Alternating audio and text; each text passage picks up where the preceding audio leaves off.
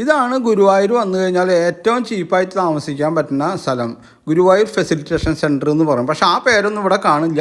ഇവിടെ ഈ കാണുന്ന പേരാ കാണുള്ളൂ. സിറ്റി ലൈവ്ലിഹുഡ് സെൻറ്റർ എന്നാണ് ഈ പേര് കാണുള്ളൂ. അല്ലാണ്ട് ഫെസിലിറ്റേഷൻ സെൻറ്റർ എന്ന് പറഞ്ഞാൽ നിങ്ങൾക്ക് കാണാൻ പറ്റില്ല. ഇവിടെ ഡോർമെറ്ററി മാത്രമേ അവൈലബിൾ ഉള്ളൂ. അതിന് നമ്മൾ 24 മണിക്കൂർ താമസിക്കുന്നതിന് 400 രൂപയും 12 മണിക്കൂറേ താമസിക്കുന്നുള്ളൂ വെച്ചെങ്കിൽ 200 രൂപയും കൊടുത്താൽ മതി. ഇതൊന്നും വേണ്ട, ഒരു പുൽപ്പായും തലാണിയും മാത്രം മതി വെച്ചെങ്കിൽ 120 രൂപ കൊടുത്താൽ മതി. അതൊന്നുമല്ല, നമുക്ക് ജസ്റ്റ് ഒന്ന് ടോയ്ലറ്റിൽ പോകണം, ബാത്റൂമിൽ പോകണം, അതിലൊക്കെ നമ്മളെ ബാഗൊന്ന് സൂക്ഷിക്കണം വെച്ചെങ്കിൽ വെറും 40 രൂപ കൊടുത്താൽ മതി ഇവിടെ.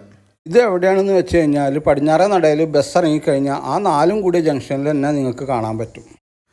ഇതാണ് ഗുരുവായൂർ വന്നു കഴിഞ്ഞാൽ ഏറ്റവും ചീപ്പായിട്ട് താമസിക്കാൻ പറ്റുന്ന സ്ഥലം.